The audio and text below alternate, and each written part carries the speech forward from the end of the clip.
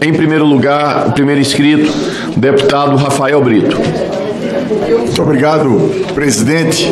Eu vou, diante da manifestação já do senhor Mauro Cid de permanecer em silêncio, eu vou mudar um pouco a dinâmica, vou fazer as perguntas que eu faria e o senhor só me interrompa, por favor, se o senhor resolver participar e responder. Se for para continuar lendo esse texto, eu preferia que só no final eu lhe darei um espaço para que o senhor desse registrado dentro do meu tempo a sua resposta, tá bem? Para mim fica claro que 8 de janeiro não foi um episódio isolado. Não vivemos sequências de coincidências, mas sim a consequência de uma trama mal sucedida que se constituiu nos últimos 4 anos de governo, por meio de descrédito das instituições, descrédito do sistema eleitoral, descrédito da mídia. Mas essa trama deixou alguns vestígios. Um é o documento do golpe, a minuta do golpe encontrada com o ex-ministro da Justiça, Anderson Torres, e outro é o roteiro do golpe, encontrado no celular do senhor Mauro Cid. Os autores, Daniel Ziblatt e Steven Levinsky, que são cientistas políticos que estudam a democracia, afirmam que as democracias modernas geralmente não são alvos de golpes militares tradicionais, como antes, mas sim de estratégias mais sutis que ocorrem dentro do próprio sistema político, como a gente viu acontecer no governo anterior.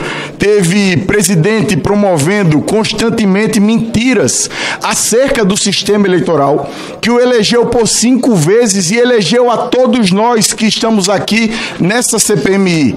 Além disso, o presidente atacava o judiciário e dizia que não cumpriria suas ordens.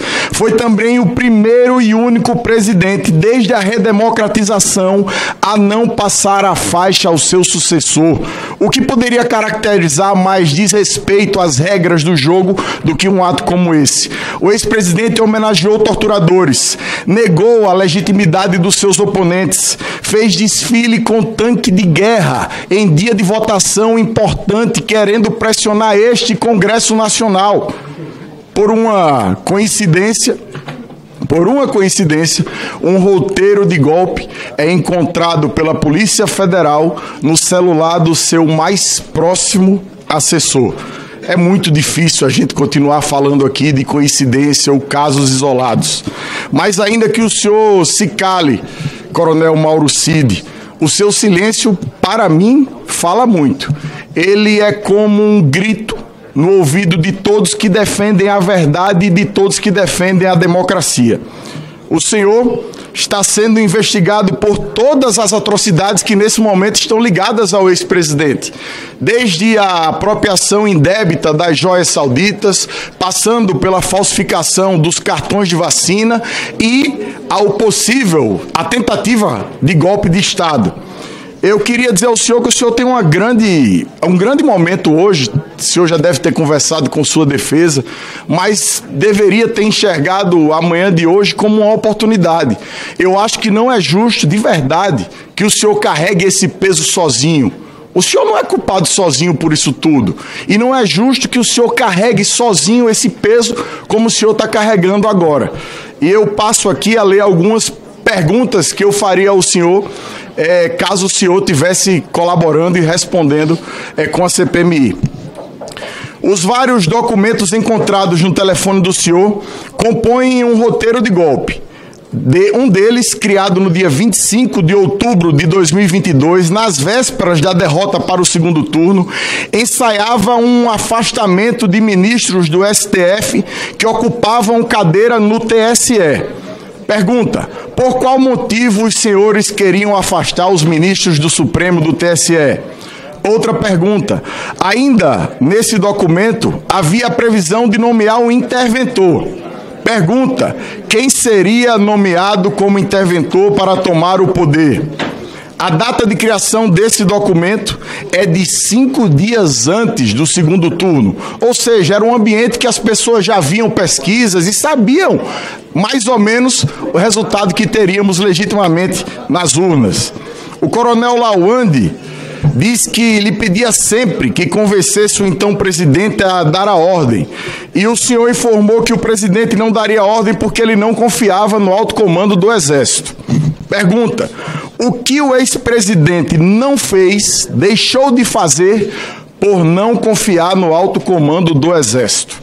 Lawande disse também que pedia uma ordem de pacificação do país.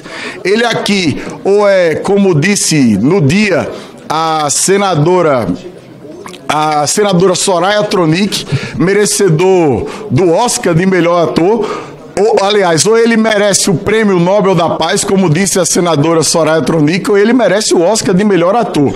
Mas digamos que ele era o pacificador do país naquele momento. Pergunta: por que o ex-presidente não quis pacificar o país? Se Lawande, que era o pacificador, vocês que não atenderam o pedido dele são o quê?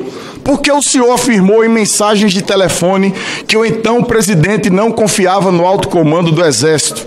O que o alto comando do Exército fez para perder a confiança do ex-presidente, segundo a sua própria afirmação?